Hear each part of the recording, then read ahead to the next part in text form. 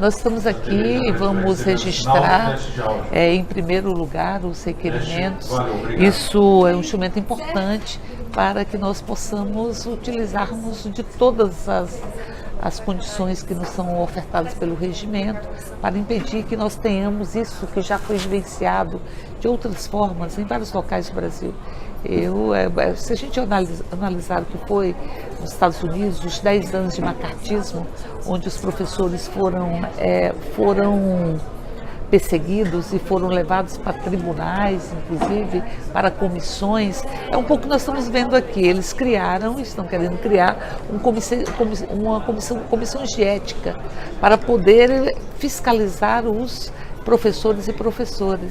E aqui, ainda que o relator diga que não há criminalização, ela é muito evidente, porque ele mesmo diz na fundamentação do seu parecer que não se precisa colocar nitidamente no genérico, no abstrato, a criminalização, porque o professor é um agente público e, como agente público, ele terá que responder à própria lei e terá cartazes nas escolas para que os alunos possam denunciar. E cada caso será respondido nos tribunais ou será respondido de acordo com a legislação a ser implementada. Então, portanto, há sim uma criminalização. E é muito contraditório ele dizer que não proíbe a discussão de gênero, quando, em verdade, ele proíbe a palavra gênero. O próprio fundador dessa teoria de escola amordaçada, Miguel Najib, ele aponta as contradições do parecer do relator, quando ele diz que o Estado não pode se imiscuir no desenvolvimento sexual, enfim, e quando ele diz também que o professor não pode fazer proselitismo acerca das questões de gênero. Mas, em verdade, depois ele diz que o professor não pode falar a palavra gênero, orientação sexual ou a dita ideologia de gênero, que é um conceito inventado, como eles, na sua criatividade cruel, porque é extremamente cruel essa criatividade, eles não estão falando de uma ideologia climática, ideologia de gênero e tal, que conceitos que não existem e que eles impõem para poder esconder a sua discriminação. Esse projeto, como ele está, tira a escola da rede de proteção de crianças e adolescentes e possibilita que abusadores sexuais, que em grande medida estão dentro da família, possam atuar livremente. É um projeto que seguramente abusadores sexuais estão batendo palmas. Esse parecer deste relator. E nós vamos resistir em defesa das crianças, da liberdade e em defesa da construção de um país que haja consciência crítica e que tenha um conceito ético de respeito ao ser humano. Por isso estamos aqui e estamos registrando, em primeiro lugar, os requerimentos. Eu chego aqui antes das 7 horas da manhã para que não haja qualquer risco, porque esses requerimentos, sendo pontuados e sendo registrados em primeiro lugar, representam por volta de 1 hora, mais ou menos, de discussão nesta casa, para que nós possamos retardar. Provavelmente essa será a última semana, de fato, de funcionamento da Câmara. Pode ser que eles se organizem para estarem aqui na próxima semana, porque o recesso só se dá realmente dia 22, mas toda a movimentação da casa está pontuando para que nós tenhamos, inclusive, as condições do orçamento prontas para que não haja sessão na semana que vem. Até porque semana que vem, segunda, terça e quarta, muitos estados e muitas unidades da federação, inclusive Brasília, estarão efetivando as suas diplomações e vai ter muita dificuldade de que eles possam funcionar. E nós vamos existir. De qualquer forma, nós já temos uma grande vitória.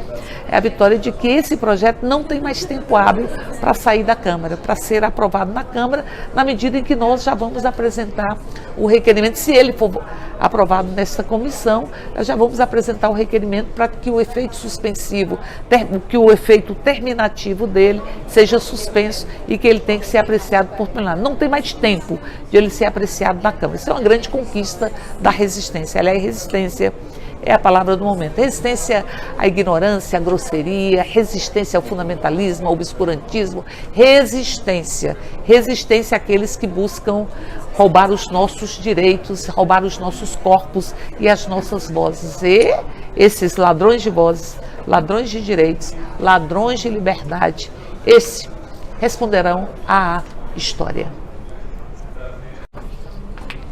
está definida aí essa questão dos requerimentos, curiosamente, os parlamentares que defendem tanto o atual projeto do Escola Sem Partido, em algum momento eles se posicionaram pela melhoria de condições de trabalho dos professores, aumento da destinação? Não, eles não estão fazendo essa discussão. Documento. Eles, de verdade, querem... assim, vendo a experiência do macartismo, é muito parecida. O que aconteceu nos Estados Unidos, onde vários professores chegaram a fazer várias cartilhas à época, para que os alunos olhassem os professores, denunciassem os professores. Não chegaram a essa crueldade de impor um cartaz dentro das escolas, mas chegaram a fazer várias cartilhas para perseguir e expulsaram, demitiram muitos professores. Professores, artistas, pensadores, pessoas que do movimento cultural foram as grandes vítimas de uma tentativa de calar, de estabelecer uma perseguição que puniu muitas pessoas que nem comunistas eram. Até porque, durante um período, o macartismo funcionou quando o Partido Comunista não era ilegal nos Estados Unidos. E hoje se faz uma avaliação do que isso representou, do atraso que foi dado. Veja o que chegou a acontecer do ponto de vista da autocensura, que é o que eles querem impor. A gente, daqui a 2 dias, vai fazer o aniversário do AI-5, e o AI-5, ele tem 2 elementos que estão muito atuais hoje. O AI-5, em 1968, primeiro, ele teve uma resposta de Pedro Aleixo, segundo dizem, que ele disse: o que me preocupa são os guardas da esquina. O guarda da esquina, como esse presidente dessa comissão, que é um guarda de esquina, que acha que porque está liberado a perseguição ao pensamento livre, ele pode, porque o fascismo vai pôr a faixa presidencial, foi diplomado ontem, ele acha que pode ser a expressão mais nítida da truculência, do autoritarismo e tal. São os guardas da esquina, aqueles que pegam seus pequenos nichos de poder e a partir daí acham que pode extrapolá-lo e que podem negar o outro. E esse clima que o Brasil está vivenciando, houve 2 mortes, poucos dias antes da Declaração Universal dos Direitos da Pessoa Humana, que foi no dia de ontem, onde se fez 70 anos dessa declaração, houve 2 trabalhadores rurais assassinados, simplesmente porque lutavam por seus direitos. Houve um incêndio e rajadas de balas em uma ocupação, um acampamento dos trabalhadores que lutavam para ter um direito constitucional à moradia. Então nós estamos vivenciando isso, os guardas da esquina que se sentem com o peito estufado e que podem negar o outro. Isso aí vai aumentar o feminicídio. Aliás, Brasília já são 28 mulheres que foram mortas, porque são mulheres só este ano, muito mais do que o ano passado inteiro, e o ano ainda nem acabou, e são 28. Ontem foi mais uma mulher assassinada pelo seu marido, enfim, aumenta o feminicídio, aumenta a violência, aumenta a intolerância. Isso é a consequência do que nós estamos vivenciando. Mas também não é só isso, foi dito aqui por uma pessoa que se diz pastora, que se diz seguidora dos ensinamentos de Cristo, que fala só em solidariedade, em fraternidade, em amor. Cristo fala em amor. Por amor, morreu em uma cruz, sofrendo todas as dores dos mortais de cada um e cada um de nós, da humanidade, para que todos tivessem vida e vida em abundância. Mas ele disse: o Escola Sem Partido já é vitorioso, porque os professores estão com medo. Isso aconteceu no macartismo, isso aconteceu nos períodos ditatoriais, isso aconteceu com as 5. A alta censura. Nos Estados Unidos se chegou ao cúmulo de não se falar, por exemplo, em igualdade racial. Porque isso poderia ser identificado como comunismo, como ser de uma ideologia de esquerda. E não se chegou a negar o nome marxismo. Se falar das grandes contribuições filosóficas para o desenvolvimento da economia, e se falar do marxismo sem dizer que aquilo era marxismo. Ou seja, se teve um nível de autocensura de pessoas que se negavam a professores que não tinham coragem de dizer de expor uma pesquisa onde a inteligência não estava associada à raça, porque isso poderia ser combate ao racismo, e combate ao racismo, combate às estruturas históricas opressivas estadunidenses, poderia ser considerado um pensamento de esquerda. É isso que eles estão querendo, é internalizar o medo, a autocensura, é fazer com que o outro seja perseguido pelas suas próprias ideias, e é romper o conteúdo, até porque da forma como está o parecer, também vai se negar a discussão, por exemplo, da evolução, da teoria da evolução de Darwin, vai se negar. E ali o próprio mentor, construtor dessa escola amordaçada, ele diz que o criacionismo, se chegar na sala de aula alguém dizer que não houve uma evolução das espécies, mas nós fomos criados por Deus, que o professor deveria dizer: isso não é ciência, isso é religião, que eu respeito a sua capacidade, a sua possibilidade de exercer uma religião, mas você não pode confundir com ciência. Isso está negado pelo relatório, porque diz que as concepções religiosas têm que se sobrepor a qualquer conteúdo dentro da sala de aula. Então, portanto, o parecer, ele está recebendo críticas, inclusive, do autor e do mentor desse dito escola sem partido. E a gente vai vendo a história se repetir. O que são essas comissões que foram criadas nos Estados Unidos para inquirir professores? Para poder saber se o professor é de esquerda ou não é de esquerda, é comunista ou não é comunista e tal, na década de 50. O que é isso? Se não são os conselhos de ética ou as comissões de ética que eles querem criar, não no projeto, mas a partir do Ministério da Educação, que tem dito o seguinte: vai se criar, isso é comitê de inquisição. Isso é comitê de inquisição, são as inquisições pedagógicas para levar professor, E é isso que nós estamos vivenciando no Brasil, num governo que não consegue responder às questões que atentam sobre o seu caráter de enfrentamento à corrupção. Eu acho muito engraçado que o Bolsonaro disse que emprestou dinheiro para o motorista do seu filho. Bom, alguém que tem 1.200.000 na conta vai precisar de 40 mil reais emprestado? Alguém que tem 1.200.000 na conta vai precisar de 40 mil reais emprestado? E vai pagar por 5 mil, 10 mil, 20 mil parceladamente? Alguém que tem 1.200.000 reais na conta, que não consegue se explicar. Aliás, eles não conseguem justificar também o patrimônio. Lula, que está sendo preso por uma reforma de um apartamento que não lhe pertence, está preso por isso. E aí você tem Bolsonaro, que comprou uma casa, que essa casa ele comprou com 30% de desvalorização. E aí o motorista do filho dele tem 1.200.000 na conta. É muita falcatrua. Aliás, mais um ministro foi indicado.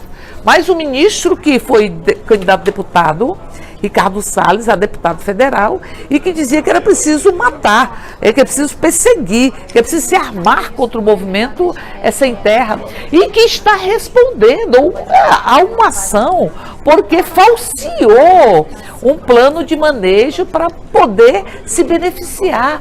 Aí esse é o governo dos acusados, esse é o governo dos corruptos, o motorista do filho do presidente eleito, é o ministro Onyx Lorenzoni, é o ministro que será o ministro do Meio Ambiente, é a ministra da Agricultura, é o ministro da Saúde, tudo respondendo por corrupção. E um deles é réu confesso, Onyx Lorenzoni. Mas Moro disse que bate palmas para ele, porque ele pediu desculpas. E aí, bom, se pedir desculpa, aí não tem que responder pelos seus crimes. E o que eu acho mais interessante é quando perguntaram por Moro por que ele estava tão calado.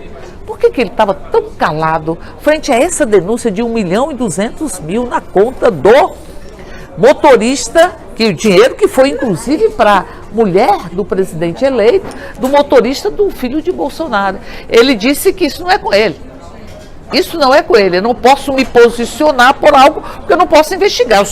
Vou ser ministro da Justiça, não posso investigar. Mas veja, Moro, quando era juiz, que não podia opinar sobre nada, opinava todos os dias contra o PT.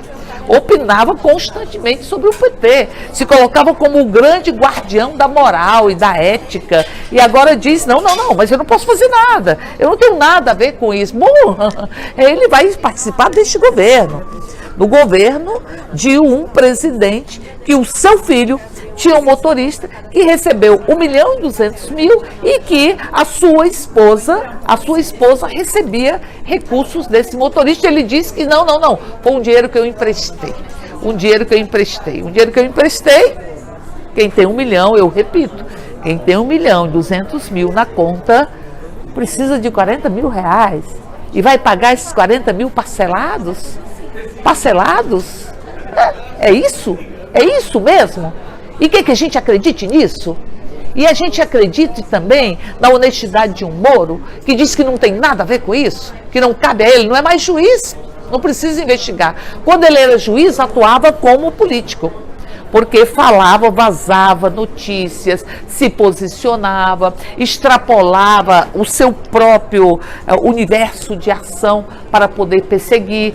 Agora, como vai ser ministro da Justiça, que vai ser responsável por todos os órgãos de combate à corrupção, ver um ministro receber caixa 2 e dizer que recebe, por isso já podia ser utilizada a tal da caneta. A tal da caneta já poderia ser utilizada contra o Lorenzoni. Porque eles dizem, não, se comprovar a veracidade das denúncias, a gente não hesitará em utilizar a caneta. Foi dito por Bolsonaro. Bom, comprovou, porque ele disse que usou realmente caixa 2. Ele confessou, eu confesso. Cadê a caneta? A caneta vai servir para quê? Para nomear uma pessoa, um bando de pessoas tresloucadas, porque esta ministra dos Direitos Humanos, eu vi a entrevista dela, eu não estava acreditando. Todo mundo é livre para falar as asneiras que queiram falar, mas ninguém pode, a partir dessas asneiras, querer estar ocupando uma função pública e transformar essas asneiras em políticas para o Estado. Ela dizia que o Brasil tem 70 tipos de gênero, e esses gêneros, os meninos chegam na escola e dizem, qual é o gênero que você quer? Você quer ser esse gênero, quer ser aquele outro, tal. Negócio louco. Eles estão aqui dizendo que tem professor que está obrigando menino de 5 anos a beijar outro menino do mesmo sexo. Isso é loucura, isso não existe. São mentiras. Mentiras, da mesma forma como o parlamentar, que responde a não sei quantas ações aí, por improbidade ou por corrupção e tal, enfim, chega aqui apresentando o perfil de uma pessoa que é um perfil falso. Uma pessoa que diz que Lênin dizia que era preciso odiar e odiar os pais. Isso nunca existiu. É um perfil falso. Se utiliza de perfis falsos. Eles não podem fazer a discussão correta e honesta, porque eles podem ter liberdade para defender suas opiniões, mas eles não querem dizer que querem acabar com os direitos da população LGBT, que querem acabar com os direitos, porque em nome da defesa da família estão fechando os olhos para os abusos sexuais que acontecem dentro das famílias, portanto não defendem crianças, não defendem direitos das mulheres, não podem dizer isso. Aí inventam uma ideologia de gênero, inventam uma doutrinação que ninguém sabe direito o que é isso, porque ideologia de gênero não existe. E nem tampouco essa doutrinação que eles dizem que está efetivada dentro das escolas. Uma doutrinação que não se sabe o que é. Aí lembra o macartismo, mas o macartismo era claro na sua concepção anticomunista durante um período de Guerra Fria, era claro. Eles não, eles escorregam e o que eles querem em verdade é que as mulheres não tenham direitos, que as mulheres não sejam donas dos seus corpos e das suas próprias falas, que as crianças, em nome da defesa de uma família que muitas vezes é abusadora e de uma família que muitas vezes é violenta contra as mulheres e contra as crianças, em nome disso, que as crianças continuem sofrendo toda sorte de abuso sexual porque querem tirar a escola da rede de proteção. A escola não vai poder estar intervindo porque o Estado não se imiscuirá, é o que está dito no próprio parecer dele, sobre as questões relativas ao desenvolvimento da sexualidade ou coisa que o valha. Então, retira a escola. A escola não é mais um instrumento de proteção de crianças e adolescentes. Então, é muita crueldade. É muita crueldade com as crianças brasileiras, com as mulheres, e como eles são covardes, porque são covardes, eles não querem dizer o que de fato defendem. Aí ficam inventando doutrinação, e trabalhando com perfis falsos, trabalhando com fake news, trabalhando com mentiras. Mentiras. E como diz a Bíblia, a verdade vos libertará. E nós seremos libertos pela verdade. E seremos libertos pelo nosso amor ao outro, amor ao desenvolvimento de cada uma e cada um de nós, com todas as nossas potencialidades humanas, e pelo amor ao próximo, porque também diz a Bíblia, não é? Ama ao próximo como a ti mesmo. Ama ao próximo como a ti mesmo. Não busca perseguir, não busca justificar as violências, não busque colocar as pessoas no armário que já se libertaram dos próprios armários, não busque cessear e aprisionar os beijos e os afetos. E por quê? Eles não perceberam ainda. Para o armário, a população LGBTI não volta. Para o tanque e para o fogão, as mulheres não voltam. Para as senzalas, os negros e os trabalhadores brasileiros também não voltam. Porque quando a gente entra num espaço, num território onde a gente respira a liberdade, nós vamos estar sempre na resistência a todo fascismo, obscurantismo que estes fundamentalistas querem impor à sociedade brasileira. Escola amordaçada? Não. Escola amordaçada? Não. Escola livre, escola protetora, escola onde nós possamos nos construir enquanto pessoas que têm capacidade de argumentar, de contra-argumentar, de estranhar, de duvidar, porque é isso que constrói o desenvolvimento da ciência e o desenvolvimento humano. É a capacidade de duvidar, de nos contrapormos e a partir daí criando as grandes sínteses da própria vida. E aqui estamos, na resistência.